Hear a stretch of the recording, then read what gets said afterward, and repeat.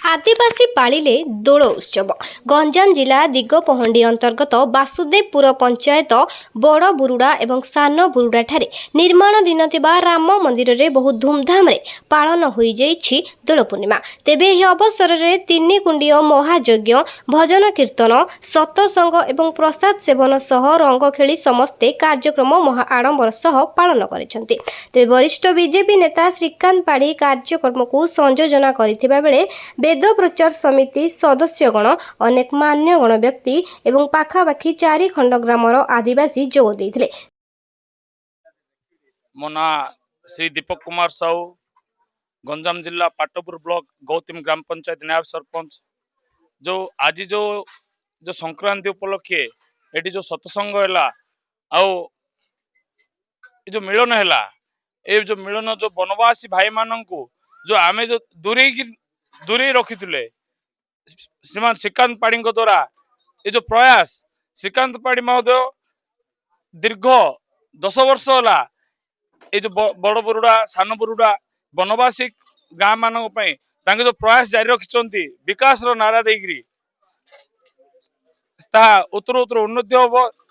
आज कार्यक्रम आमर दिगपहंडीर आईनजीवी महासंघ एवं बीजेपी किसी कर्मकर्ता एवं सांबादिक बंधु एवं समाजसेवी बहुत सहयोग कर कृतज्ञता ज्ञापन करी जो वनवासी गाँव माँ मान को से जो एटी जो समय देले बहुत मूल्यवान समय दे आम पाखे उपस्थित रही जो यज्ञ अंशग्रहण कले मु धन्यवाद देवी।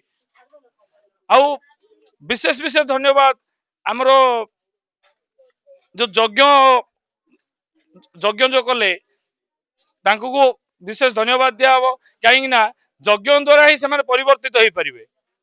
परमात्मा महती अनुकंपारू यही जगार बड़ बड़ बरुडा ग्राम आउ सान बरुडा ग्रामर समस्त भाई भौणी मानकर सहयोग ए जगार तीन कुंड सर्वकल्याण यज्ञ करागला। याकू आमे देव यज्ञ बोली कहू। ए यज्ञर महत्व उपरे बहुत अच्छी से गुड़ाक पर आमे जानिबा।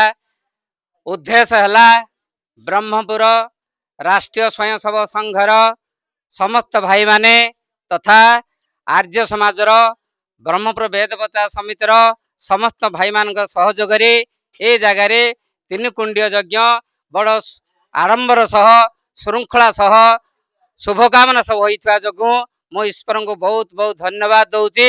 एठिकार ग्रामांचलवासी वनवासी आमर किसी उद्योगमान नेतृत्व मान द्वारा जे गोटे भल भव्य राम मंदिर ये अंचल रे प्रतिष्ठा करने निर्माण करने मुझे शुणी किंतु आसीपार नी। गतकाली आमर से जो ये कार्य को संयोजना कर श्रीकांत भाई मत कहले आसिक बुलिकी जातु। आज मुझे पहुँचली मत खुशी लगुच गोटे बढ़िया सुंदर परिवेश भितर राम मंदिर तैयारी करिवार जो परिकल्पना रखा जाइए धीरे धीरे कार्य भी आरंभ है।